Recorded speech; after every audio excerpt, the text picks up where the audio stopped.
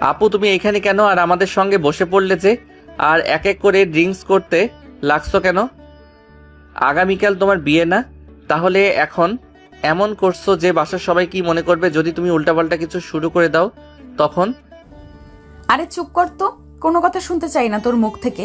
তোরা এনজয় করছিস, আমার বিয়ে আমি একটু এনজয় করতে পারবো না? তো বিয়ে তো হচ্ছে না কালকে, তারপরও তোদের সঙ্গে একটু এনজয় করি। রুমের মধ্যে বসে থাকতে আর ভালো লাগছে না আমার। উল্টাপাল্টা কিছু করো না। এমনিতেই চাচা তোমার উপর অনেক রেগে আছে, কিন্তু তোমার অভিযোগ শুনতে শুনতে পুরা গ্রামের মানুষ তোমার উপর কথা বলে তোমার অভিযোগ নিয়ে। প্রত্যেকদিন বাসায় আসে, এতে তোমার বিয়ে দিচ্ছে। উল্টাপাল্টা কিছু করো না, পরিবারের নাম নষ্ট করো না বলে দিলাম। আর আমি খোঁজ নিয়ে দেখেছি, ভাইয়া অনেক ভালো, অনেক লাজুক একটা ছেলে। তার ব্যাকগ্রাউন্ডে কোনো খারাপ অভ্যাস নেই। ধরতে গেলে তুমি একটা ইনোসেন্ট বর পাচ্ছ। আমার তো ইনোসেন্ট বর লাগবে না, আমার তোকে লাগবে। তুই কি আমাকে বিয়ে করবি? আপুর কথা শুনে আমি যেন আকাশ থেকে পড়লাম। কি বলছেন এগুলো? তাকে বিয়ে করব মানে? কিন্তু তোমায় আপুর নজর ছাড়া কখনো অন্য কোনো নজরে দেখিনি। তার থেকে রাগী দৃষ্টিতে তাকিয়ে আপুর হাত থেকে ড্রিঙ্কসের বোতলটাকে নিয়ে বলতে লাগি, আপু তুমি এখন নিজের মধ্যে নেই। যেহেতু ড্রিঙ্কস করে তুমি আওতার বাইরে চলে গেছো, সেহেতু তুমি ড্রিঙ্কস করো না। যাও, তুমি তোমার রুমে যাও। উল্টাপাল্টা কথা বলছো, তুমি যাও। উল্টোপাল্টা কথা বলছি না, যা সত্যি তাই বলছি। আমি তোকে পছন্দ করি, আমি বিয়ে করলে তোকেই করব, যেভাবেই হোক। পপির কথা শুনে স্বাধীন সহ স্বাধীনের সব বন্ধুরা পপির দিকে অবাক হয়ে তাকিয়ে আছে। কি বলছে এইগুলো? পপি স্বাধীনের চাচাতো বোন। স্বাধীনের থেকে পপি প্রায় 2 বছরের বড়। এই পাড়াতে প্রত্যেকদিন মারামারি করে পপি। এরপরে পুরো মহল্লার মানুষরা এসে পপির নামে আজে বাজে সব কথা বলে আর বিচার নিয়ে আসতো। কিন্তু আজকে পপির বিয়ে, আর তার সুবাদে স্বাধীন আর তার বন্ধুরা ছাদে বসে ড্রিঙ্কস করছিল। ঠিক তখনই ছাদে চলে আসে পপি, আর এসেই তো উল্টো পাল্টা কথা বলা শুরু করে, যা আপনারা শুনতেই পারলেন। স্বাধীন রেগে পপিকে ওইখান থেকে ধরাধরি করে, সঙ্গে সঙ্গে স্বাধীনের আরো বন্ধুরা হেল্প করে পপিকে ধরে তার রুমের মধ্যে রেখে আসা হয়। তারপর পুনরায় স্বাধীন আর ওর বন্ধুরা ছাদে এসে ড্রিঙ্কস করতে লাগে। কিরে, কি হয়েছে হঠাৎ? পপি আপু উল্টাপাল্টা কথা বলছেন কেন? তিনি এর আগে তো কখনো এমন কথা বলেনি। বুঝলাম না, তোকে বিয়ে করবে মানে কি বলছে এসব? আরে একই প্রশ্ন তো আমারও। কি হইল হঠাৎ করে? আপু যেখানে আমাকে দেখলে খুব অনেক রেগে যায়, আমাকে দেখলে মারতে আসে, আমাকে দেখলে ঝগড়া করতে লাগে, পরে কি হলো? আজ এমন কথা বলছে কেন? যেভাবেই হোক পপি আপুর কাছ থেকে দূরে থাকতে হবে আমার, অন্তত এই কয়েকটা দিন। আরে বাদ দে না, ড্রিঙ্কস করছিল আপু, এর জন্য হয়তো তিনি তার মধ্যে ছিল না, তাই আবল তাবল কথা বলছে। তুই বাদ দে, আর এনজয় করতে লাগে। তারপর স্বাধীন তার বন্ধুদের সঙ্গে এনজয় করতে লাগে। এনজয় করতে করতে অনেকটা রাত পেরিয়ে যায়। অনেকটা রাত হয়ে যাওয়ায় স্বাধীন ছাদে আর না থেকে তার রুমের দিকে যেতে লাগে। রুমের দিকে যাচ্ছিল, ঠিক তখনই হঠাৎ কেউ স্বাধীনের কলার টান দিয়ে ধরে রুমের মধ্যে নিয়ে যায়। আর বাকিটা স্বাধীনের কিছুই মনে নেই। পরের দিন সকালবেলা অনেক চিৎকার চেঁচামেচিতে স্বাধীনের ঘুম ভাঙে। চোখ মেলে টিপ টিপ করে সামনের দিকে তাকিয়ে বোঝার চেষ্টা করে কি হয়েছে, বাড়িতে এত চিৎকার চেঁচামেচি কেন। ঠিক তখনই স্বাধীনের গালে ঠাস ঠাস করে থাপ্পড় লাগে। সামনের দিকে তাকিয়ে দেখে তার সামনে দাঁড়িয়ে আছে চাচা চাচি, দাদা দাদি, মা বাবা, আরো অনেকে। স্বাধীন মনে মনে ভাবে হঠাৎ তাকে থাপ্পড় মারলো কেন। ঠিক তখনই নিজের শরীরের দিকে নজর যায়, দেখে তার শরীরে বিন্দু মাত্র কোনো পোশাক নেই। অবাক হয়ে যায় স্বাধীন, তার শরীরে পোশাক নেই কেন। আমতা আমতা করে কিছু বলতে যাবে, পুনরায় স্বাধীনের বাবা এসে ওর গালে ঠাস ঠাস করে আবার থাপ্পড় লাগিয়ে দিয়ে বলে, আজ এই দিন দেখার জন্য তোকে বড় করেছিলাম। সবার সামনে আমাদের মুখে চুনকালি মাখাতে তোর বিন্দুমাত্র খারাপ লাগলো না? এখন সবার সামনে কি মুখ নিয়ে দাঁড়াবো আমরা? একে তো পপির জন্য কারোর সামনে দাঁড়ানো যেত না, তুই আবারও শুরু করলি। তোর মতো ছেলে থাকার থেকে না থাকাই ভালো ছিল আমাদের জন্য। স্বাধীন তার বাবার এমন কথার মানে কিছুই বুঝতে উঠতে পারে না। তখনই তার হাতের বামের দিকে তাকিয়ে দেখে পপি একটা চাদর তার শরীরের দিকে জড়িয়ে অঝরে কান্না করছে। স্বাধীন কিছুই বুঝতে পারে না। ঠিক তখনই তার শরীরের দিকে নজর যায়, দেখে তার শরীরে বিন্দু মাত্র কোনো পোশাক নেই। স্বাধীন ভ্যাবাচাকা খেয়ে যায়, বড় বড় দৃষ্টিতে পপির দিকে তাকায়। ঠিক তখনই সবার সামনে পপি স্বাধীনের দিকে একটু করুণ দৃষ্টিতে তাকায়। স্বাধীন স্পষ্ট বুঝতে পেরে যায় এখানে কি হয়েছে, আর আমতা আমতা করে সবাইকে উদ্দেশ্য করে বলতে লাগে, দেখো বাবা মা, চাচা চাচি, দাদা দাদি, তোমরা আমাকে ভুল বুঝছো। আমি মোটেও এমন কিছু করিনি। ইভেন কালকে রাতের আমার কিছুই মনে নেই। মনে থাকবে কেন? একটা মেয়ের সর্বনাশ করে আর কিছু কি মনে থাকে? তোর এখন ভালো সাজা হচ্ছে সবার সামনে, তাই না? খুব দারুণ অভিনয় করতে পারিস। তুই সবার সামনে ভোলা ভোলা ইনোসেন্ট হয়ে থাকিস, কিন্তু তোর মাঝে লুকিয়েছে একটা ভয়ানক ডেভিল। তা আমি কখনো ভাবতে পারি না এখন নিজের ধিক্কার দিতে তোর মতো ছেলে জন্ম দিতে। স্বাধীন নিজেকে আর কন্ট্রোল করতে না পেরে নিচের দিকে তাকিয়ে অঝরে কান্না করছে। ঠিক তখনই স্বাধীনের বাবা তার প্যান্ট থেকে বেলটা বের করে স্বাধীনকে মারতে লাগে। স্বাধীন স্থির হয়ে সেখানে যেন একটা মূর্তি। একটু পর পপির বাবা অর্থাৎ স্বাধীনের চাচা এসে স্বাধীনের বাবাকে থামিয়ে বলতে লাগে, দেখ ভাই, যা হয়তো হয়ে গেছে, ছোট মানুষ একটা ভুল করে ফেলেছে। ওকে আর মারধর না করে ওর আর পপির দুজনের বিয়ে দিয়ে দেই। আর পপি যাদের সাথে বিয়ে ঠিক হয়েছিল ওদের ফোন করে কিছু একটা বলে দেই, তাহলে তো ওরা মেনে নেবে। অযথা ছেলেটাকে মারিস না তুই। আমি ঠিক বুঝতে পারছি ওইখানে কি হয়েছে। আর পপি, তুমি কাজটা একদমই ঠিক করোনি। অযথা ছেলেটাকে সবার সামনে খারাপ প্রমাণিত করলে। পপি তার বাবার কথা শুনে তার কান্না আরো একটু বাড়িয়ে দেয়। তারপরে এক এক করে সবাই রুম থেকে চলে যায়। একটু পর পপির মা তার হাতে করে 2টা শপিং ব্যাগ নিয়ে এসে তাদের সামনে রেখে বলতে লাগে, তাড়াতাড়ি ফ্রেশ হয়ে গোসল করে এই প্যাকেটে থাকা জামা কাপড়গুলো দুজনে পরে নে, আর আজকে তোদের দুজনের বিয়ে দিয়ে দিব। স্বাধীন তার চাচির কথা শুনে অবাক হয়। কি বলছেন এগুলো? পপিকে স্বাধীন বিয়ে করবে মানে? কখনো তো স্বাধীন পপিকে তার আপন বোনের নজর ছাড়া অন্য কোনো নজরে দেখেনি। তাহলে আজ এত কিছু কিভাবে সম্ভব? এই কথাটা বলে পপির মা অর্থাৎ স্বাধীনের চাচি রুম থেকে চলে যায়। পপি তার গায়ের সঙ্গে চাদরটা ভালোভাবে জড়িয়ে ঘরের দরজার সামনে চলে যায়। তারপর দরজাটা লাগিয়ে দিয়ে চাদরটা খুলে ফেলে। স্বাধীন সেদিকে তাকিয়েছিল, হঠাৎ পপির এমন কাণ্ড দেখে অবাক হয়ে যায়। তারপর অন্যদিকে ফিরে তাকিয়ে থাকে। স্বাধীনের কাছে পপি এসে বলতে লাগে, কিরে কেমন দিলাম? ভেবেছিলি আমি এই বাসা থেকে চলে যাব, তুই রাজত্ব করবি? তা কখনো হতে দেব না। এই বাসাতে আমি থাকবো, এই বাসাটা আমার রাজত্বে চলবে। আর তুই সেই আগের মতো নেই। সবার সামনে তোকে ছোট করে ফেলেছি। সবাই এখন থেকে খারাপ ছেলে নামে চেনে। আর রাতে তুই তো অনেক মজা দিয়েছিস আমায়। কখনো ভাবতে পারিনি তোর মতো এত ছোট ছেলে আমাকে আনন্দ দিতে পারবে। আপু, তুমি এগুলো কি বলছো? তোমার মুখে কি বিন্দুমাত্র বাজছে না? নিজের থেকে ছোট একটা ছেলেকে এমন মিথ্যা অপবাদ দিয়ে তার উপর উল্টাপাল্টা কথা বলছো? তোমাকে দেখে তো আমি অবাক হয়ে যাচ্ছি। তুমি নিজে কখনো এতটা নিচে নামবে আমি ভাবতেও পারিনি। আর তোমার কি হয়েছে? তুমি আমার সঙ্গে এমন করলে কেন হঠাৎ করে? আর নিজের শরীরের দিকে একবার তাকাও, বিন্দুমাত্র কাপড় নেই। তোমাকে এমন ভাবে দেখি তো আমার নিজেই লজ্জা লাগছে। সেখানে তুমি আমার বড় হয়ে তোমার লজ্জা লাগছে না? হায় রে লজ্জাবতী রে, তুই তো রাতে আমার সবকিছু দেখে ফেলেছিস। তাহলে আর ঢং দেখাতে হবে না। আর তোকে দেখানোর জন্যই তো আমি আমার শরীরে বিন্দুমাত্র কাপড় রাখিনি। আর তুই তো বললি আপু, আর কখনো যদি আপু বলেছিস তাহলে তোর কিন্তু খবর আছে। তুমি আমার বড় আপু। জন্মের পর থেকে তোমাকে আপু বলে সম্বোধন করেছি। তোমার সঙ্গে যতই ঝগড়াঝাটি হোক না কেন, কখনো আপু বাদে অন্য কোনো নামে ডাকিনি, আর ডাকতেও পারবো না। কখনো আপু আপু আপু 100 বার বলবো, 1000 বার বলবো। তোমাকে বিয়ে করতে পারবো না।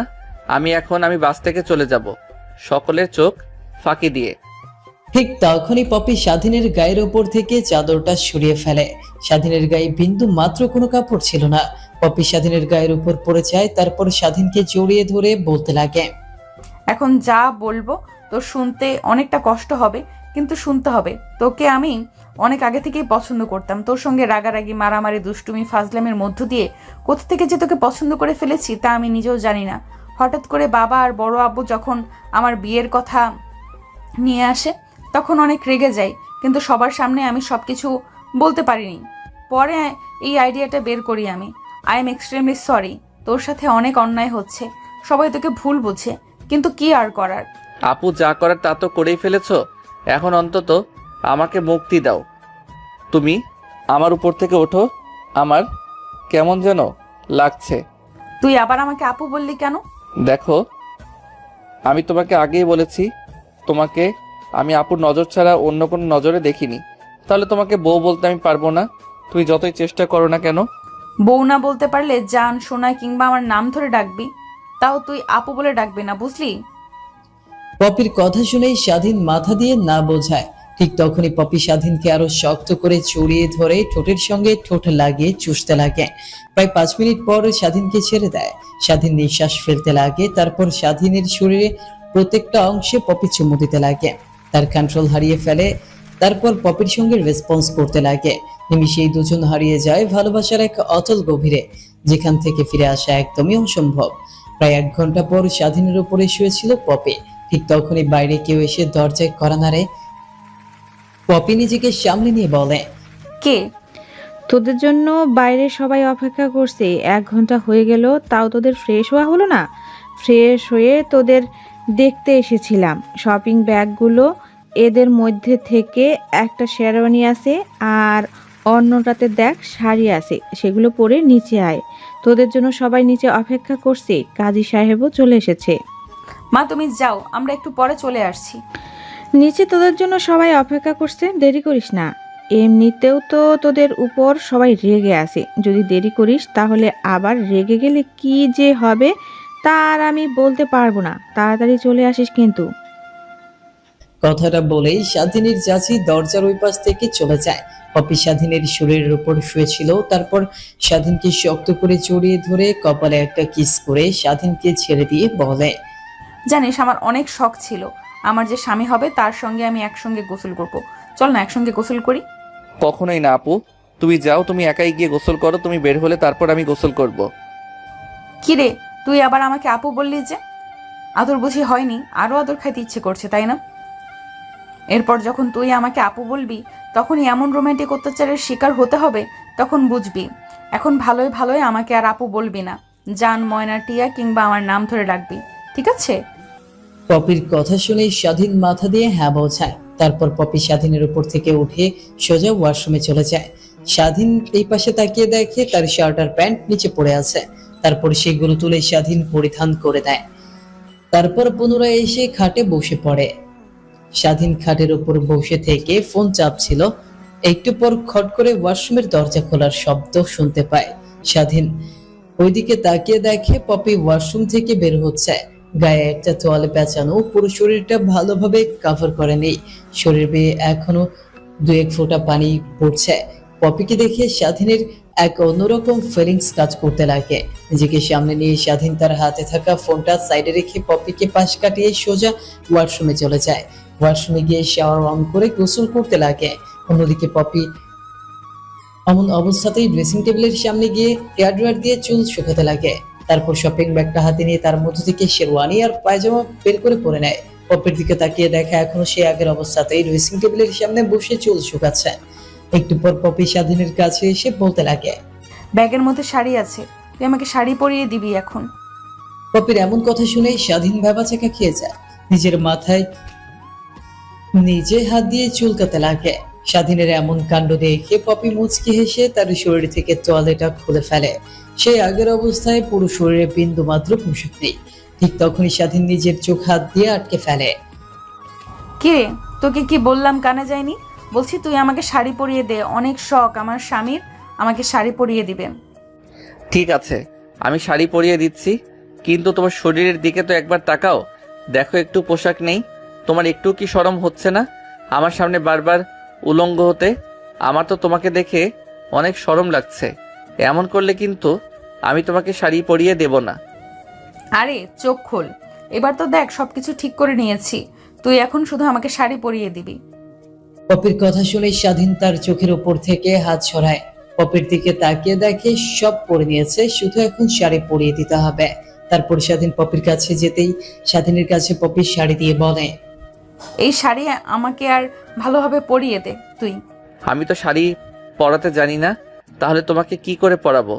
আচ্ছা ওয়েট, আমি ইউটিউব দেখে শাড়ি পরানো শিখছি। স্বাধীনের বাচ্চা মার্কা কথা শুনে পপি নিজেকে সামলাতে না পেরে ফিক করে হেসে ফেলে।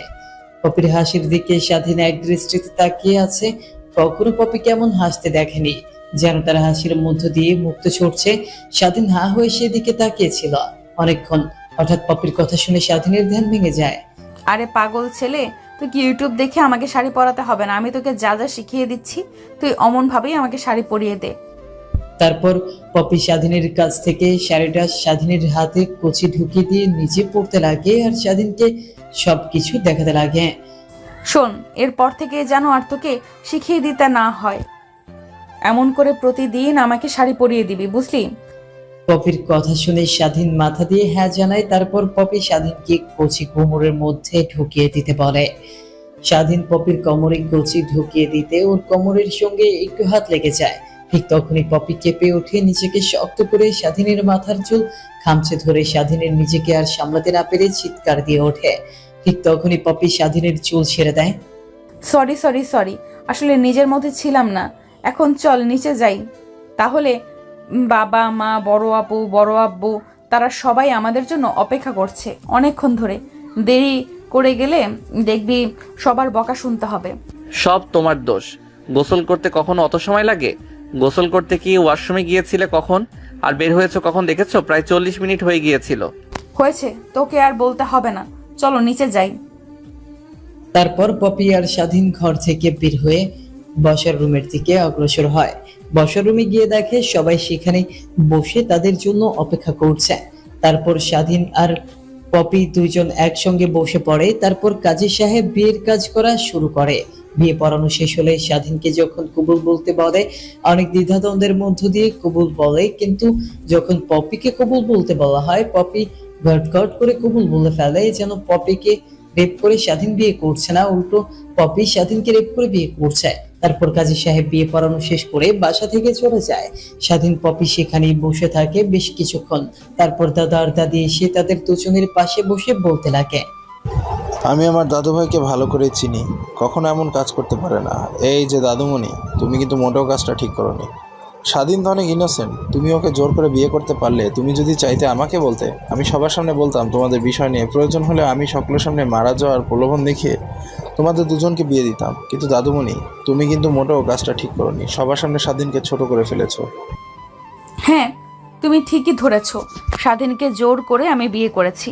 আগামীকাল যখন স্বাধীন আর ওর বন্ধুরা রাতে ছাদের উপরে পার্টি করছিল, ঠিক তখন আমি তাদের সঙ্গে পাঠিয়ে দেওয়ার ফলে স্বাধীনের গ্লাসের মধ্যে ঘুমের ওষুধ মিশিয়ে দিই। এরপরে আমার রুমে এসে অপেক্ষা করতে লাগি কখন স্বাধীন তার রুমের দিকে যাবে। অপেক্ষা করতে করতে অপেক্ষার পর স্বাধীন তার রুমের দিকে যেতে নিয়েছিল, তখনই আমি স্বাধীনকে চেপে ধরে আমার রুমের মধ্যে নিয়ে আসি। তারপর যেই ওকে কিস করতে যাব, ঠিক তখনই আমার গায়ের উপর ঘুমিয়ে পড়ে। তারপর অনেক কষ্ট করে ওকে আমি খাটে নিয়ে গিয়ে তারপর ওর শরীর থেকে সব কাপড় চোপড় আর আমার শরীর থেকে সব কাপড় চোপড় খুলে ফেলি। তারপর আমি গিয়ে দরজা খুলে দিয়ে খাটে এসে স্বাধীনকে জড়িয়ে ধরে ঘুমিয়ে পড়ি। আগামীকাল যখন বাবা মা, বড় আম্মু আসবে রুমের মধ্যে, তখন আমাদের দুজনকে এমন করে দেখে ফেললে বাসার সবাইকে ডেকে একত্র করবে। আমার প্ল্যান অনুযায়ী বড় মা আমার রুমে এসে, তারপর তো তোমরা জানোই। পপির কথা শুনেই স্বাধীন রেগে একাকার হয়ে যায়। পপির দিকে রাগী দৃষ্টিতে তাকিয়ে থাকে। তখন স্বাধীনের হাত চেপে ধরে তার পাশ থেকে দাদা বলতে লাগে, দেখো দাদু ভাই, আমি অনেক লক্ষ্য করেছি তোমরা দুজন যখন অনেক ঝগড়াঝাটি করতে, এর মধ্যে আমি অনেকবার লক্ষ্য করে দেখেছি পপি তোমাকে কেমন যেন ভালোবাসতে লাগে, মাঝে মাঝে ঝগড়ার মধ্যেও ভালোবাসতে লাগে। যখন কোনো কিছু খাবে তখন তোমার জন্য নিয়ে আসবে। এটা দেখে আমি শিওর হয়ে যাই যে তোমার সঙ্গে যতই ঝগড়াঝাটি করুক না কেন, পপির মনের মধ্যে তোমার জন্য একটু হলেও ফিলিংস কাজ করছে। আমি ভেবেছিলাম তোমার মা বাবার কাছে তোমাদের দুজনের বিয়ের বিষয় নিয়ে কথা বলবো, কিন্তু তার হলো কই। এর আগে পপির বাবা এসে একদিন আমাকে আর তোমার দাদিমাকে ডেকে বলছে তোমার বিয়ে ঠিক করেছে তাদের এক বন্ধুর ছেলের সাথে। তখন আমি আর না করি। আমি তোমাদের নিয়ে আমি যা ভেবেছিলাম তা সম্পূর্ণ ভুল, কিন্তু আমি যা ভাবছি তাই সত্য। স্বাধীনের দাদা আর দাদি কথাটা বলেই হা হা করে হাসতে লাগে। পরক্ষণে নিজেদের হাসি থামিয়ে দিয়ে স্বাধীনের দাদা পুনরায় বলতে লাগে, যাক, একটা জিনিস অনেকটা ভালো লাগলো, আমার দুই নাতি নাতনি একই বাড়িতে রয়ে গেল। তারপর স্বাধীন পপির স্বাধীনের দাদা দাদি চারজন মিলে বসার রুমে বসে আড্ডা দিচ্ছিল। অন্যদিকে স্বাধীনের বাবা আর চাচা দুজনে অফিস চলে গেছে। স্বাধীনের মা আর চাচি দুজনে গিয়ে কিচেন রুমে রান্না করছে। অনেকক্ষণ পর খাবার টেবিলের সামনে থেকে স্বাধীনের মা তাদের সবাইকে উদ্দেশ্য করে বলতে লাগে, সবাই খাবার খেতে চলে আসো, খাবার রেডি হয়েছে। তারপর বসার রুম থেকে বের হয়ে এসে খাবার টেবিলে বসে পড়ে। তারপর খাওয়া দাওয়া করে স্বাধীন আর পপি তাদের রুমে চলে যায়। ঠিক তখনই স্বাধীনের ফোনে একটা ফোন আসে। স্বাধীন নাম্বারটা দেখে চমকে ওঠে। পপির পাশ থেকে ফোনটা নিয়ে ব্যালকনিতে চলে যায়। রিসিভ করে কানের কাছে ধরে আমতা আমতা করে বলতে থাকে। কি ব্যাপার? তুমি আমার নাম্বার পেলে কোথা থেকে? আমি তো তোমাকে ব্লক মেরেছিলাম, তাহলে কিভাবে ফোন আসলো? নেক্সট টাইম তুমি আমাকে ফোন করবে না, এইবার যা ফোন করেছো। আর তোমাকে শেষে একটা কথা বলতে চাই, আমি এখন বিবাহিত, আমার স্ত্রী আছে, তাকে আমি অনেক ভালোবাসি। নেক্সট টাইম থেকে তুমি আমাকে বিরক্ত করবে না। কি বলছো এগুলো? তুমি বিয়ে করেছো? মানে তুমি বিয়ে করেছো আর আমি জানতে পারবো না? অযথা মিথ্যা কথা কেন বলছো? হায় হায়, আমি তোমার বাসার সামনে ওয়েট করছি, তুমি এক্ষুনি বাসার বাইরে আসবে, তোমাকে নিয়ে একটা জায়গায় যাব। যদি না আসো তাহলে তোমার যে পিকগুলো আমাদের রয়েছে সেই পিকগুলো তোমার বাবা মার কাছে আমি দেখিয়ে তোমার নামে উল্টাপাল্টা কথা বলবো। বলো, তুমি আমার বাবা মার কাছে গিয়ে বলো, কোনো সমস্যা নেই। আর কতদিন তুমি ওই পিকগুলো নিয়ে আমাকে ব্ল্যাকমেইল করবে? যে পিকগুলো এডিটিং করা, আমি কতবার তোমাকে বোঝানোর চেষ্টা করেছি আমি তোমাকে ভালোবাসি না, তারপরেও তুমি আমার হাত ধরে পিছনে পড়ে আছো। তুমি আমার থেকে ভালো ছেলে পাবে, প্লিজ তুমি আমাকে আর ডিস্টার্ব করো না। আর হ্যাঁ, সত্যি করে বলছি, আমি এখন বিবাহিত। তোমার মুখ থেকে আমি আর একটা কথা শুনতে চাচ্ছি না। এখন যদি তুমি বাসার বাইরে না আসো, আমি তোমার বাসার মধ্যে ঢুকে তোমাকে কলার ধরে নিচে নিয়ে আসবো, তারপরে কিন্তু আমি আসবো। বাকিটা তোমার ইচ্ছে, তুমি আসবে নাকি আমি তোমাকে তোমার বাসার মধ্যে থেকে ধরে নিয়ে আসবো। আমি দেখছি আসতে পারি কিনা। কথাটা বলেই স্বাধীন ফোন কেটে দেয়। পেছনে ফিরে তাকাতেই দেখে পপি দাঁড়িয়ে আছে। পপিকে দেখে স্বাধীন ভয় পেয়ে যায়। পপির দিকে তাকিয়ে আমতা আমতা করে বলতে লাগে, তুমি এখানে আর কখন এসেছো? এই তো এই মাত্রই আসলাম, তোমাকে নিয়ে একটু ঘুরতে যাব, তার জন্য আসলাম। চলো বাইরে থেকে ঘুরে আসি, রুমের মধ্যে বসে থাকতে আরো ভালো লাগছে না আমার। বাইরে গিয়ে ঘুরলে মনটা ফ্রেশ হবে, তারপরে না হয় রাতের বেলা বাবা আর বড় আব্বু আসলে তাদেরকে আমি সব কথা খুলে বলবো, তারা যেন তোমাকে আর ভুল না বোঝে। যা হওয়ার তা তো হয়ে গেছে, এখন অযথা বলে কোনো লাভ হবে না। আমি জানি আব্বু আর চাচা কখনোই বিশ্বাস করবে না, তো অযথা বলে লাভ নেই। আর হ্যাঁ, আমার একটা ক্লাস আছে, বন্ধু ফোন করেছিল, তার সঙ্গে কথা বললাম। আমার এখন বের হতে হবে, আসতে হয়তো অনেক লেট হতে পারে। আমার জানা মতে তোর কোনো ক্লাস নেই, তুই মিথ্যা কথা বলছিস। কোথায় যাবি? আজ তো শুক্রবার, আর তোর টিউশনের খবর আমি রাখি, ওটাতেও আজকে কোনো ক্লাস নেই। আমার ব্যাপারে যেহেতু এত খোঁজ খবর রেখেছো, তাহলে তুমি আমার বিষয়ে সবই জানো। হ্যাঁ, আমি একজনকে অনেক ভালোবাসি, তাকে ছাড়া আমি অন্য কারোর কথা কখনো ভাবতেও পারি না। তুমি আমার সামনে কখনো আর আসবে না। আর হ্যাঁ, স্ত্রীর অধিকার নিয়ে তো আসবেই না। আর শেষবারের মতো তোমাকে বলে দিচ্ছি সাফ সাফ, তুমি কখনো আমাকে জোর করে শারীরিক সম্পর্কে লিপ্ত হবে না। যদি হও, ওইটাই হবে তোমার জন্য শেষ দিন। আর হ্যাঁ, আমি উকিলের সঙ্গে আসার সময় কথা বলে আসব ডিভোর্সের বিষয় নিয়ে। স্বাধীনের কথা শুনে পপির চোখ বেয়ে এখন লোনা জল পড়তে যাবে। ঠিক তখনই পপি তার হাতের উল্টো পিঠে দিয়ে চোখ মুছে ফেলে। স্বাধীনের দিকে ড্যাপ ড্যাপ করে তাকিয়ে আছে। কি বলছে এগুলো সে? বিয়ের আজকে প্রথম দিন আর আজকে ডিভোর্সের বিষয় নিয়ে কথা বলছে। দেখ, তোর ভালো হবে না বলে দিচ্ছি। ডিভোর্স দিবে মানে? তুই আমাকে ডিভোর্স দিবি? আর কি বললি? তুই অন্য মেয়েকে ভালোবাসিস? সাফ সাফ বলে দিচ্ছি, তোর লাইফে থাকবে একটাই মেয়ে, সেটা হলাম আমি। অন্য মেয়ের দিকে তুই যদি তাকাস, তাহলে তোকে মেরে হাত পা ভেঙে বাসায় ফেলে রেখে তোকে যত্ন করব। কথাটা বলেই স্বাধীনের হাত উল্টো করে চেপে ধরে দেয়ালের সঙ্গে চেপে ধরে। তারপর দেয়াল থেকে স্বাধীনের কলার ধরে খাটের কাছে এনে ধাক্কা দিয়ে খাটে ফেলে দেয়। তারপর স্বাধীনের বুকের উপর উঠে এলো পাথারে কিস করতে লাগে। স্বাধীন পপিকে অনেকবার ছাড়ানোর চেষ্টা করেছে, কিন্তু পপি স্বাধীনকে ছাড়তে নারাজ। পপির সঙ্গে চোরাচুরি করে স্বাধীন পারে না। স্বাধীন কিছু বলতে যাবে, ঠিক তখনই পপি তার ঠোঁট দিয়ে স্বাধীনের ঠোঁট আটকে দেয়। অনেকক্ষণ পর ছেড়ে দেয়। প্লিজ এখন ছেড়ে দাও। আর আমাকে এখন যদি ছেড়ে না দাও, তাহলে অনেক বড় ক্ষতি হয়ে যাবে আমাকে যেতে দাও। তুমি যা চাইছো আমি তা কখনোই দিতে পারবো না তোমাকে। আর হ্যাঁ, আমার শরীরটা চাও তাই না? আমি ঘুরে বাসায় আসি, তারপর রাতভর তুমি আমার শরীর ভোগ করো। যেখানেই এই কথাটা বলবো আমি, সেখানেই তুই বলছিস তুই কি ছেলে মানুষ নাকি অন্য কিছু? কথাটা শুনে স্বাধীনের রাগ দ্বিগুণ হয়ে যায়।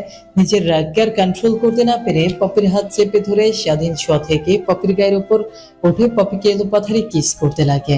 পপি স্বাধীনের কাছ থেকে এমনটাই আশা করেছিল। একটু পরে স্বাধীন পপিকে কিস করা বন্ধ করে পপিকে নিয়ে হারিয়ে যায় ভালোবাসার এক অতল গভীরে। স্বাধীন আর পপি দুজনে রোম্যান্স করছিল, ঠিক তখনই স্বাধীনের ফোনে টুংটাং মেসেজের শব্দ আসতে লাগে। স্বাধীনের সেদিকে কোনো ভ্রুক্ষেপ নেই, এখন সুখ বিনিময় করতে ব্যস্ত সে। একটু পর ফোন আসতে লাগে, স্বাধীন ওইদিকে একবার তাকিয়ে ফোনটা হাতে নিয়ে সুইচ অফ করে দেয়।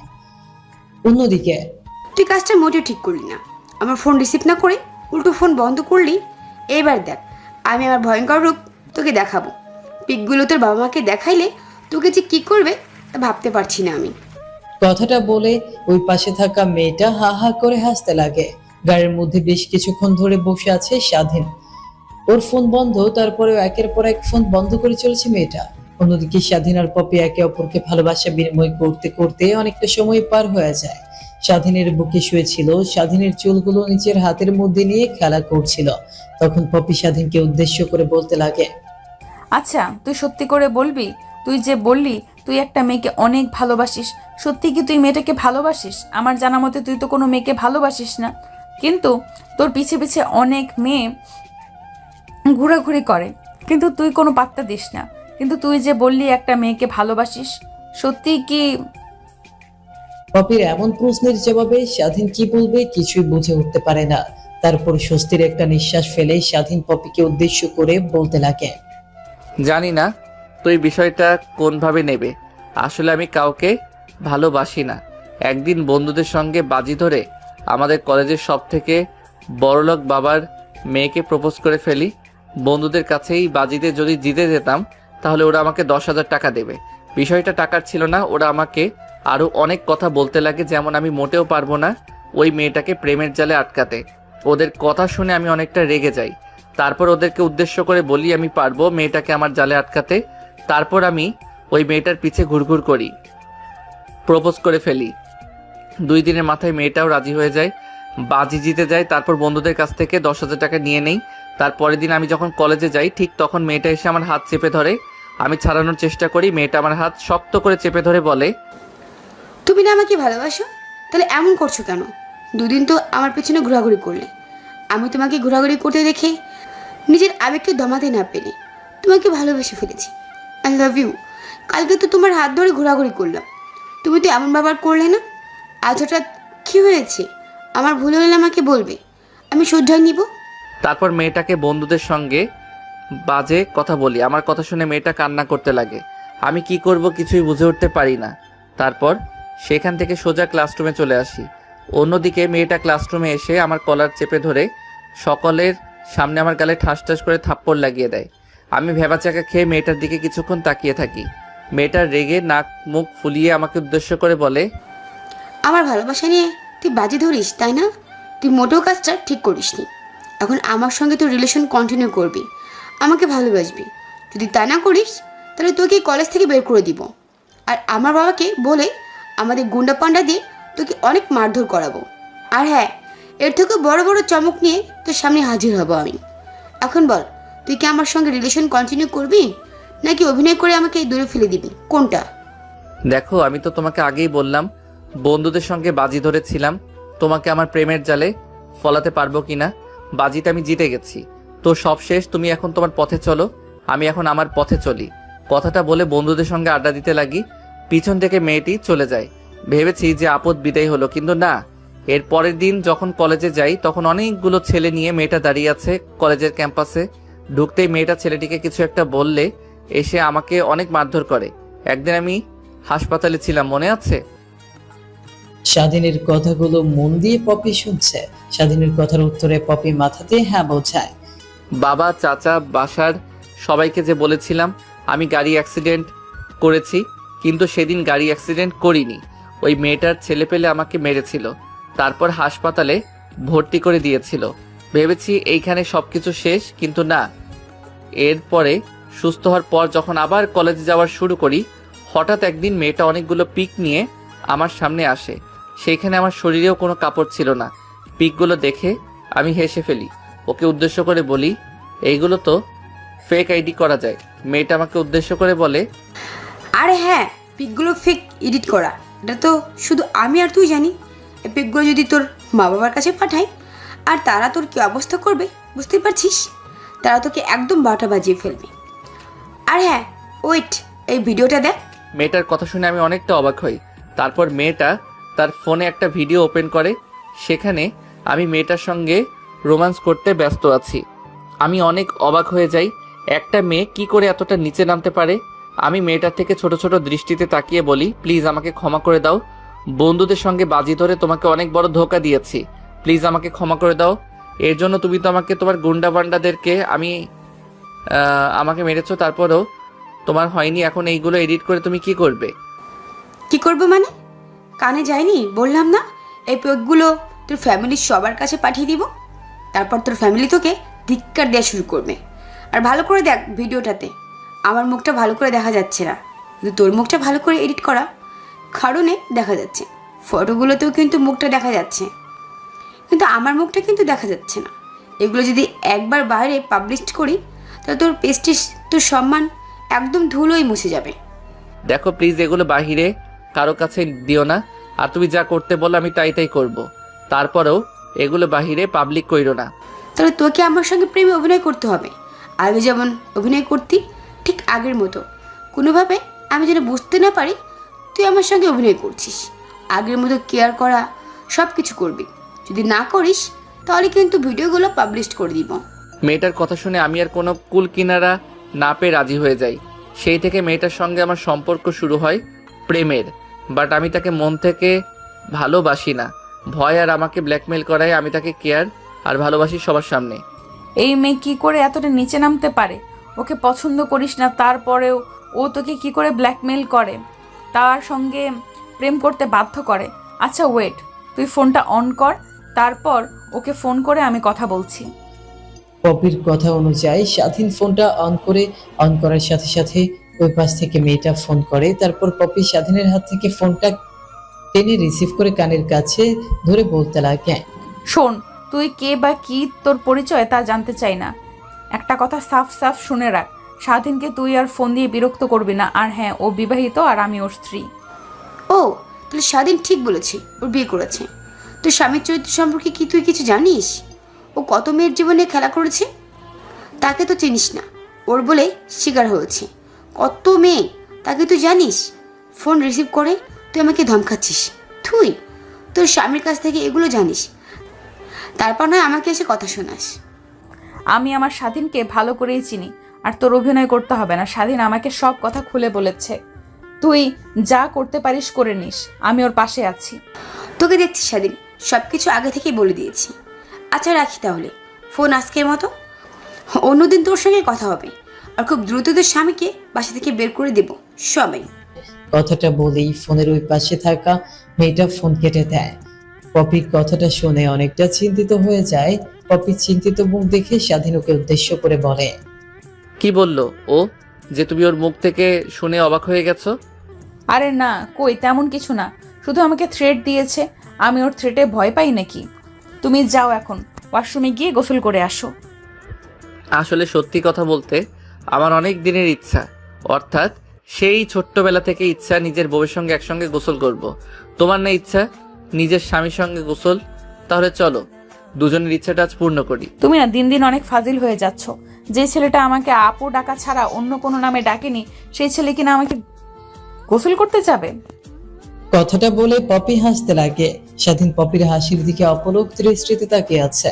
খানিকক্ষণ পর পপি হাসি থামিয়ে দিয়ে স্বাধীনকে শক্ত করে জড়িয়ে ধরে। তুমি এখন আর আমার আপন বউ হও। আর হ্যাঁ, এমন রোমান্টিক বউ কাছে থাকলে দুষ্ট তো হয়ে যাব। কথাটা বলে স্বাধীন পুনরায় পপিকে জড়িয়ে ধরে শক্ত করে। সেভাবে অনেকটা সময় পার হয়ে যায়। একটু পর স্বাধীন আর পপি দুজনেই ওয়াশরুমে চলে যায়। তারপর গোসল করে রুমে এসে দুজনে পোশাক পরে ব্যালকনিতে বসে থাকে। পপি কিচেন রুমে গিয়ে কফি করতে লাগে। ঠিক তখনই স্বাধীনের মা কিচেন রুমে এসে পড়ে। পপিকে কফি বানাতে দেখে স্বাধীনের মা বলতে লাগে, মা তুমি কিচেন রুমে? আমি তো তোমাকে কখনো আসতে দেখিনি, আজ হঠাৎ করে কফি বানাতে আসলে। আমাকে বলো, আমি তোমাকে তৈরি করে দিচ্ছি। আসলে বড় আম্মু, আমার অনেক কফি খেতে ইচ্ছে করছিল। বাসার সব কাজের মেয়েগুলো তো দেখতে পাচ্ছি না, তাই নিজে নিজে একটু কষ্ট করছিলাম কফি তৈরি করার। কিন্তু দেখো, চুলোটাই ধরাতে পারছি না, কিভাবে পানি গরম দেব? কথাটা বলেই পপি হাসতে লাগে। স্বাধীনের মা পপির কথা শুনে সেও হাসতে লাগে। হাসতে হাসতে এক পর্যায়ে পপিকে বলে, দেখো পাগল মেয়ের কাণ্ড, আমাকে একবার ডেকে বলবে তো আমি কফি তৈরি করে দিতাম। কিচেন রুমে এসে এখন পর্যন্ত আগুন ধরাতে পারোনি। যদি আগুন ধরাতে গিয়ে নিজের কোনো ক্ষতি করে ফেলো তখন কি হবে তোমার? স্বাধীনের মা পপিকে কথাগুলো বলতে বলতে কফি তৈরি করে দেয়। তারপর পপি 2 কাপ কফি নিয়ে সোজা রুমে চলে যায়। ব্যালকনিতে গিয়ে দেখে স্বাধীন এখনো সেখানে দাঁড়িয়ে আছে। স্বাধীনকে 1 কাপ কফি দিয়ে অন্য কাপ কফি পপি খেতে লাগে। ঠিক তখনই স্বাধীন পপিকে উদ্দেশ্য করে বলতে লাগে, 2 কাপ কফি আনার কি প্রয়োজন ছিল? 1 কাপ আনলে হয়ে যেত না? দুজন এক কাপে কফি খেতাম। স্বাধীনের কথা শুনে পপি কফির মগে চুমুক দিয়ে কফি খেয়ে তাকিয়ে বলে, তোমার মাথায় এত দুষ্টু দুষ্টু কথা বের হতে থাকে কি করে? আগে তো এমন কথা দেখিনি বলতে কখনো। আগে তো তুমি আমার বউ ছিলে না, তাই বলিনি। এখন তো তুমি আমার বউ, তোমার উপর আমার সব অধিকার আছে, তাই বলছি। কফি খাচ্ছিল আর দুজনেই আড্ডা দিচ্ছিল। রুমের ব্যালকনিতে দাঁড়িয়ে এই অল্প কিছু সময়ের মধ্যে স্বাধীন আর পপি বুঝে গিয়েছে যে তারা দুজনকে অনেক ভালোবেসে ফেলেছে। একে অপরকে ছাড়া একদমই অসম্ভব। এই অল্প সময়ের মধ্যে এখন একজন আরেকজনকে ছাড়া কিছুই বুঝতে পারে না। ব্যালকনিতে দাঁড়িয়ে থাকতে থাকতে অনেকটা সময় পার হয়ে যায়। যখন বিকেল হয় তখন পপি আর স্বাধীন দুইজন রুম থেকে বের হয়ে তাদের প্রাইভেট কারটা নিয়ে সোজা একটা পার্কে চলে যায়। পপি স্বাধীনের অনেক মন খারাপ থাকলে কিংবা ভালো সময় তারা এই পার্কে আসে। পাও, এত সুন্দর একটা পার্ক আছে, আমি তো কখনো ভাবতেও পারিনি। আর তুই তো কখনো আমাকে এখানে নিয়ে আসিসনি এর আগে। এইটা আমার ফেভারিট পার্ক বললেও চলে। আমি মাঝে মাঝে আসতাম একান্ত সময় পার করতে। আমি তো আগে চিনতাম না, একদিন হঠাৎ বন্ধুদের সঙ্গে আড্ডা দিতে দিতে এখানে চলে আসি। তারপর থেকেই পার্কটা আমি চিনি। তারা দুইজন একটা বেঞ্চে বসে কথা বলছিল। আশেপাশ দিয়ে অনেক মানুষের চলাফেরা। আশেপাশে তাকিয়ে বোঝা যাচ্ছে যে এই পার্কটা শুধু কাপলদের জন্যই। সেটা ভেবে অনেকটা সময় পার হয়ে যায়। একটু পর একটা মেয়ে এসে স্বাধীনের সামনে দাঁড়ায়। স্বাধীন মেয়েটাকে দেখে অবাক হয়ে যায়।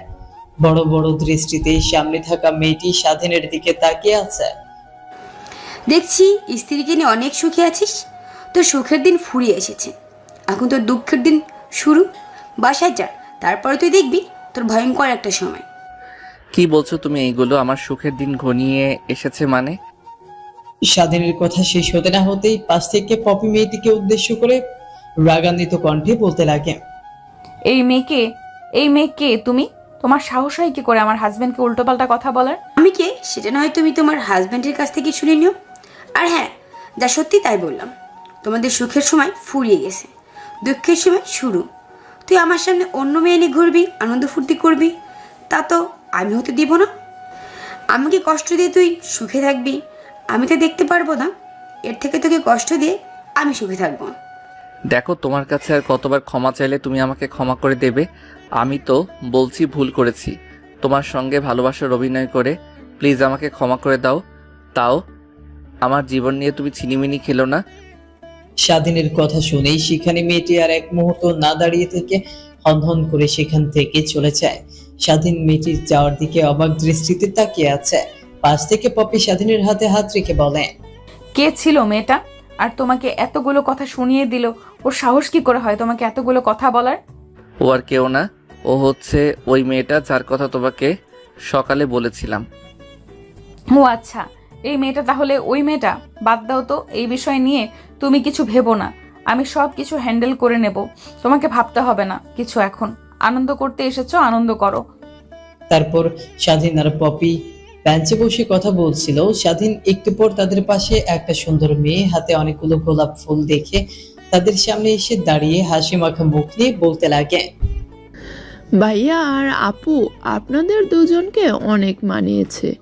এই পার্কে সব থেকে বেস্ট কাপল আপনারা দুজনকে অনেক সুন্দর লাগছে। কিন্তু আপুর মাথায় যদি একটা গোলাপ ফুল থাকতো তাহলে আরো অনেক ভালো লাগতো।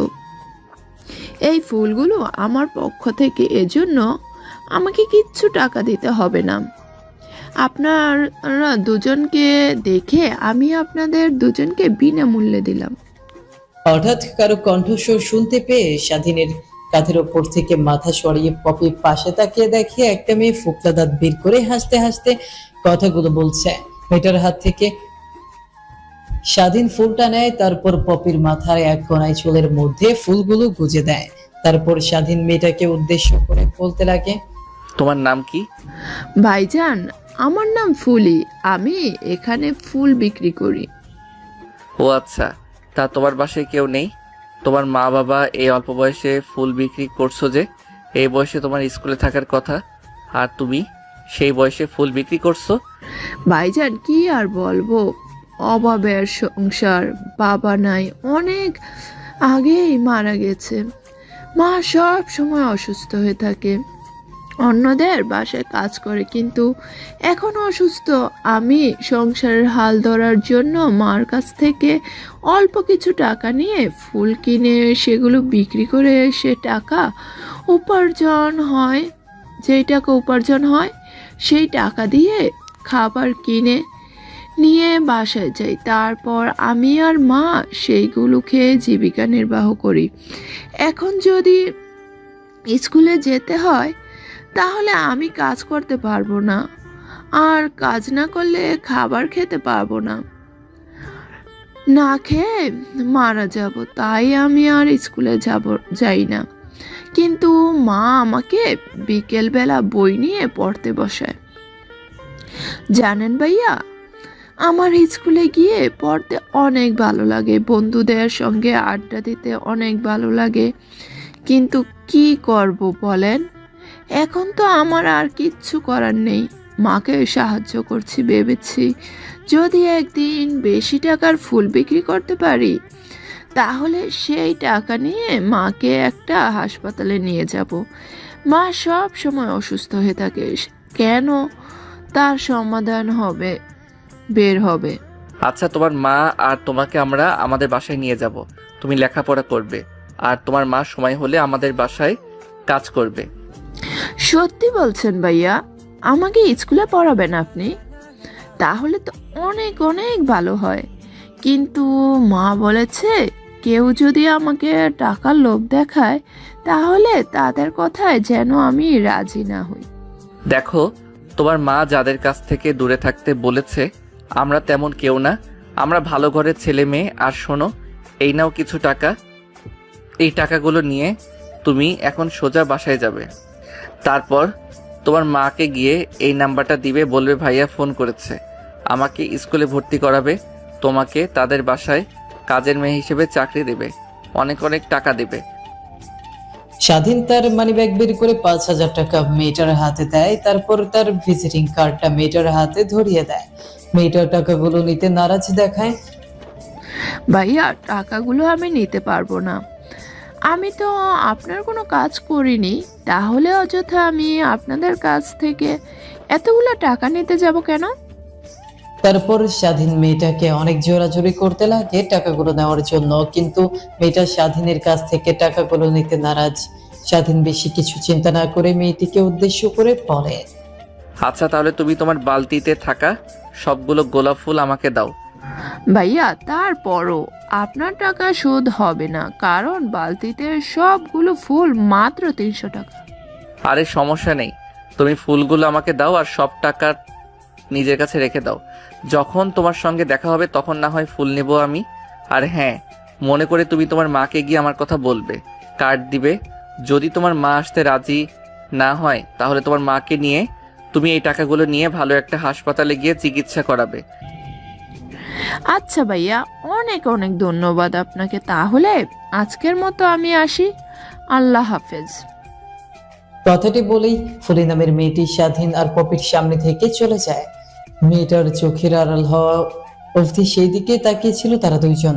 মেয়েটা চোখের আড়াল হয়ে যাওয়ার পর সামনের দিকে তাকিয়ে থেকে বেশ কিছু সময় দুজনের মধ্যে পতন নীরবতা বিরাজ করে। ঠিক তখনই পপি বলতে লাগে, মেয়েটা দেখতে অনেক কিউট, কিছুদিন পরে আমাদের এমন একটা মেয়ে হবে। পপির কথা শুনে স্বাধীন নিজের অজান্তেই ফিক করে হেসে ফেলে। সেভাবেই পেরিয়ে যায় অনেকটা সময়। বিকেল পেরিয়ে সন্ধ্যা হয়ে যায়। তারপর পপি আর স্বাধীন দুজন পার্ক থেকে বের হয়ে তাদের প্রাইভেট কার নিয়ে আর একটু ঘোরাঘুরি করে রাতের ব্যস্ত শহরটা দেখে বাসায় চলে আসে। বাসায় এসে দরজায় কলিং বেল দিতেই কাজের মেয়ে দরজা খুলে দেয়। বাসার মধ্যে প্রবেশ করতেই স্বাধীন সামনে এসে হাজির হয় স্বাধীনের বাবা। স্বাধীনকে কিছু একটা বুঝে উঠতে না দিয়ে ঠাসঠাস করে ওর গালে থাপ্পড় লাগিয়ে দেয়। স্বাধীন আকস্মিকতায় ভেবাচাকা খেয়ে যায়। তার বাবার দিকে তাকিয়ে ছলছল দৃষ্টিতে বলতে লাগে, বাবা আমি কি করেছি, তুমি আমাকে অযথা মারছো কেন? কি করেছিস মানে? আর কত মেয়ের সম্মান নিয়ে তুই সিনেমিনি খেলেছিস, আর কত মেয়েকে তুই নষ্ট করেছিস, সেই কথাটা আগে বল তুই। বাবা তুমি এগুলো কি বলছো? কিছুই তো বুঝতে পারছি না আমি, প্লিজ সবকিছু খুলে বলো। এখন বুঝেও না বুঝার ভান করছিস, ন্যাকামো করছিস, তাই না? এই দেখ। কথাটি বলেই স্বাধীনের বাবা স্বাধীনের দিকে কিছু পিক আর ভিডিও ওপেন করে দেখাতে লাগে। স্বাধীনের পিক আর ভিডিওগুলো দেখে অবাক হয়ে যায়। ভিডিওগুলো আর কিছু নয়, তার আর সেই মেয়েটির ঘনিষ্ঠ হওয়ার মুহূর্তের ভিডিও। যে ভিডিওগুলো দেখিয়ে মেয়েটি স্বাধীনকে ব্ল্যাকমেইল করতো, এই সেই ভিডিও। স্বাধীন বুঝে যায় তার বলার কথাগুলোর মানে ছিল এটা। পপি পাশ থেকে দাঁড়িয়ে সবগুলোই দেখছিল। স্বাধীনকে আবার তার বাবা মারতে যাবে, ঠিক তখনই পপি স্বাধীনের বাবাকে উদ্দেশ্য করে বলে, বড় আব্বু, তুমি অযথাই স্বাধীনকে মারবে না, আগে সম্পূর্ণ কথা শুনবে, তারপর না হয় ওকে মেরো। ওই মেয়েটা একটা খারাপ মেয়ে, স্বাধীনকে ব্ল্যাকমেল করে ইউজ করেছে। ওই ভিডিওগুলো সম্পূর্ণ এডিট করা। মা, তোকে আর ওর হয়ে সুপারিশ গাইতে হবে না। আমার বোঝা উচিত ছিল ওর মতো ছেলে জন্ম না দিয়ে যদি জন্ম হওয়ার পরে গলা চেপে ধরে মেরে ফেলতাম, তাহলে আজ এমন দিন দেখতে হতো না। আগে ঘরের মেয়েকে, তারপর বাইরের মেয়েদের সঙ্গে খারাপ কাজ শুরু করেছে। ওর মতো ছেলে আমার কোনো দরকার নেই। তুই এখন আমার চোখের সামনে থেকে চলে যাবি। আর হ্যাঁ, তুই আমার বাসা থেকে এখনই বেরিয়ে যাবি। তোকে যেন আমি আমার এই বাড়িতে এক মুহূর্ত না দেখি। তোর মতো ছেলেকে আমি ভাত কাপড় দিয়ে পুষতে পারবো না। যেই ছেলে মেয়ে জাতিকে সম্মান করতে জানে না, তাকে আমার দরকার নেই। তারপর স্বাধীন তার বাবাকে অনেক করে বোঝাতে লাগে, সঙ্গে পপিকে, কিন্তু তার বাবা বুঝতে নারাজ। স্বাধীন তার বাবার উপর রাগ দেখিয়ে সামনে থাকা টেবিলে একটা ঘুষি লাগিয়ে দেয়। তারপর স্বাধীনের হাতের অনেকটা অংশ কাচের সঙ্গে লেগে কেটে যায়। হাত বেয়ে অঝরে রক্ত পড়ছে। পপি দৌড়ে স্বাধীনের কাছে গিয়ে তার ওড়না দিয়ে স্বাধীনের হাত বেঁধে দেয়। পপিকে স্বাধীন তার হাত দিয়ে ঝামটা দিয়ে ফেলে দিয়ে তার রুমে চলে যায়। ওই কাটা হাত দিয়ে স্বাধীন জামা কাপড় ব্যাগের মধ্যে ঢোকায়। একটু পর পপি রুমের মধ্যে এসে স্বাধীনের হাত শক্ত করে চেপে ধরে স্যাবলন দিয়ে ধুইয়ে দিতে লাগে। তারপর ব্যান্ডেজ করে দেয়। দেখ, রাগ করে আর কি করবি? সম্পূর্ণ দোষ ওই মেয়েটার। ওই মেয়েটাকে শাস্তি দিতে হবে, তারপর তোর বাবার সামনে নিয়ে আসতে হবে। তারপর তোর বাবা তোকে আর ভুল বুঝে থাকতে পারবে না। আমি আমার বাবাকে ভালো করে জানি। সে যেহেতু একবার মন স্থির করেছে, সেহেতু তার কথাই চূড়ান্ত। আমার কথাও চূড়ান্ত। আমি এর বাসায় আর থাকবো না। আর তারা যদি কেউ না থাকে আমার পাশে, আমি বাঁচতে পারবো না। এটাই ভেবেছে ওরা, কিন্তু না, আমি তাদের সাহায্য ছাড়াই বাঁচতে পারবো। তুই যদি চাস তাহলে আমার সঙ্গে আসতে পারিস, না হলে তুই থাক। স্বাধীন কথাগুলো বলে রেগে রেগে জামা কাপড়গুলো গুছিয়ে ব্যাগের মধ্যে রাখতে লাগে। পপি তার আলনার ভেতর থেকে তার জামা কাপড়গুলো বের করে গুছিয়ে স্বাধীনের ব্যাগে রাখতে লাগে। তুই আমার স্বামী, তুই যেখানে থাকবি আমি ঠিক সেখানেই থাকবো। তুই যেখানে খাবি আমি সেখানেই খাবো। তোকে ছাড়া আমি কেন বাড়িতে থাকবো? জানি না তোকে এই বাড়ি থেকে নিয়ে গিয়ে সুখে রাখতে পারবো কিনা, কিন্তু এই কথা জেনে রাখ, তোকে কখনো কষ্ট থাকতে দেব না।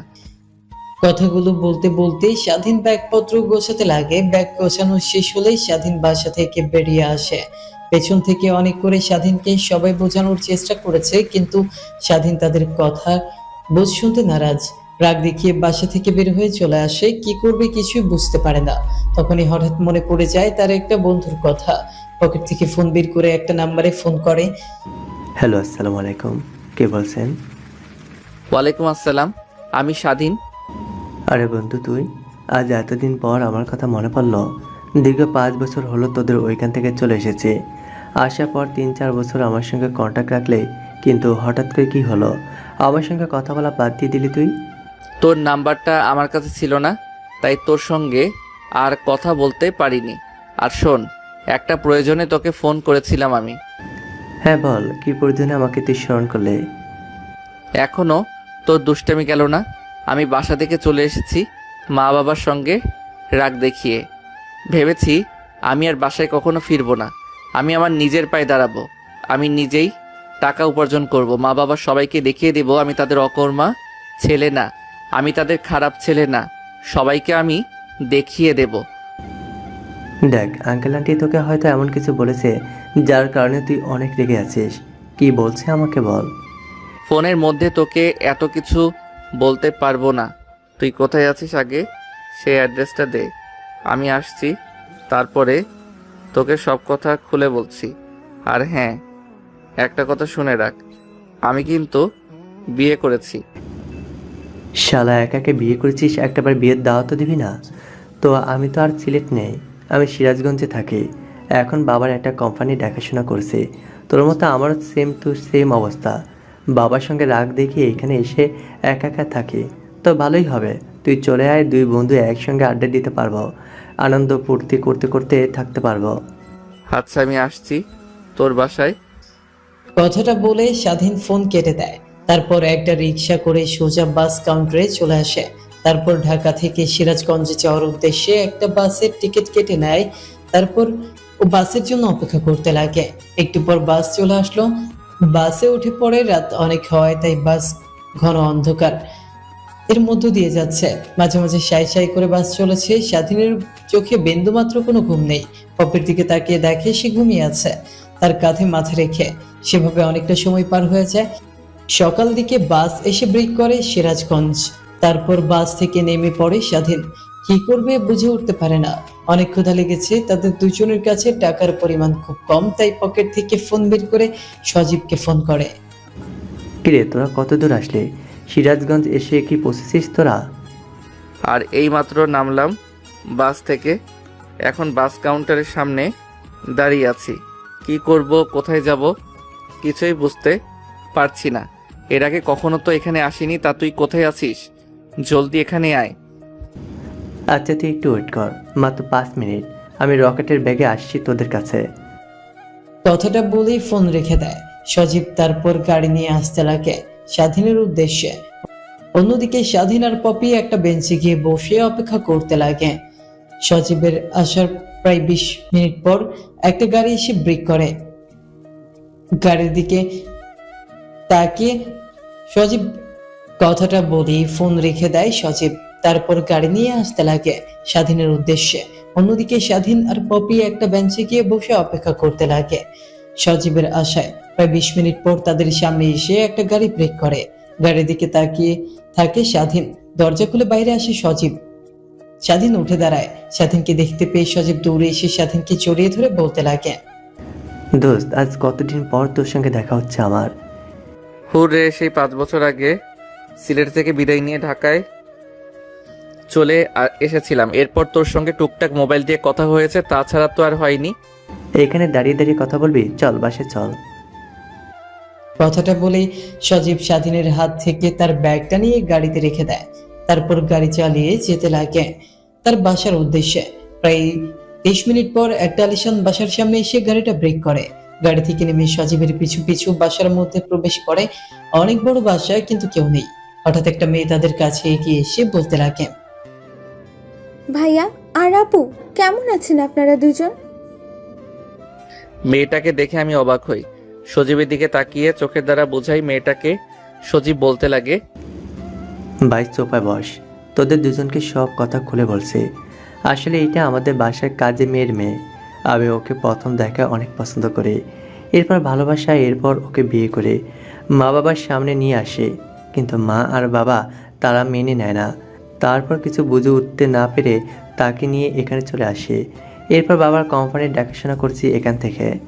ও আচ্ছা, আর এটা আমার স্ত্রী, আমার চাচাতো বোন। চাচাতো বোন কথাটি শুনে পপি স্বাধীনের পিঠে একটা কষে লাগিয়ে দেয়। আপু আপনার কি দুজন এখন ঠিক আগের মতোই ঝগড়া মারামারি করেন নাকি? এখন তো আপনারা দুজন অনেক বড় হয়ে গেছেন, স্বামী স্ত্রী। তারপরও আসলে স্বাধীনের ফ্যামিলি আগে অফিসের সুবাদে সিলেটে থাকতো। ঠিক তাদের বাসার পাশের বাসাটাই ছিল সজীবদের। কিন্তু স্বাধীনের বাবার কাজের জন্য ঢাকায় চলে আসে পুরো ফ্যামিলি।